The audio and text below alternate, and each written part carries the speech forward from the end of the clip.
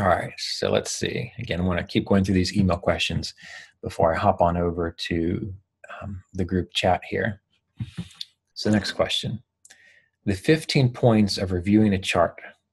Question number 14 asks, how does the placement of the planet bring its house indications with it to the house it occupies? And again, what she is referring to is in our first year of the 4-year astrological apprenticeship program, we build up a particular process of assessing houses, assessing planets that has about 15, give or take, steps to it. And one of those steps, number 14, how does the placement of the planet bring its house indications with it to the house it occupies?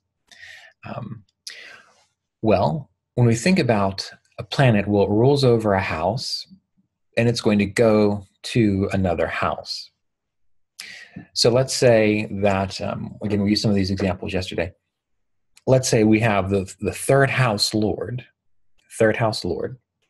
which deals with what?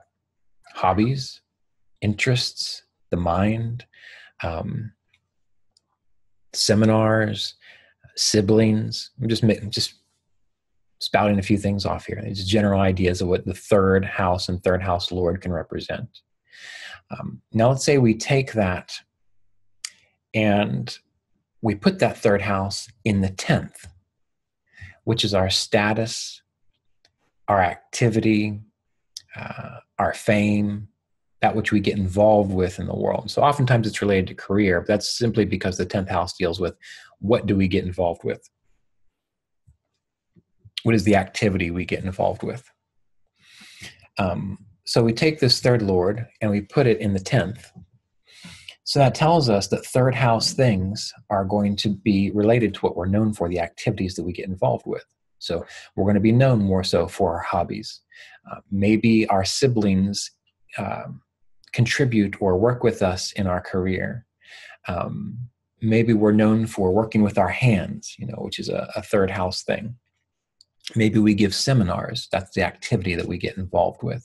So that's like when we take the house indications of a planet by what it rules over and we stick it in another house. So it's bringing those indications with it to another house.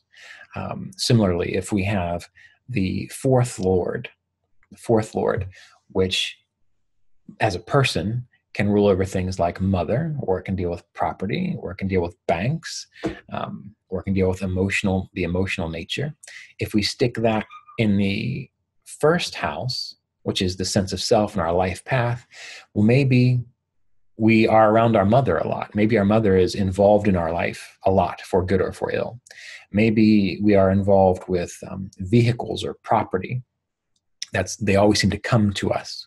They're part of our direction, our path in life. That's taking the fourth and sticking it in the first. Another example would be oftentimes people who work for themselves, who are maybe entrepreneurs or have their own business, they'll have the first Lord in the 10th house or the 10th Lord in the first house, which is tying together one's sense of self with one's activity and status in the world. So they're more likely to be, in a sense, the self-motivated type that ideally is an entrepreneur, has their own business, works for themselves. Or maybe they just don't deal well with authority figures. They have to be their own authority. Those things can be related too. So when we're thinking about how does a planet bring its house indications to the house it occupies, again, it's just like a formula of seeing this house, this energy, this quality of this house is then taken into, merged with, added to, in addition to another house indication. And when we overlap those things, what is the result going to be like? So let's see if Sandy's on here. Might be too early in the morning for where she's at. We can't complain because we see many other people there who it's probably 5 o'clock in the morning.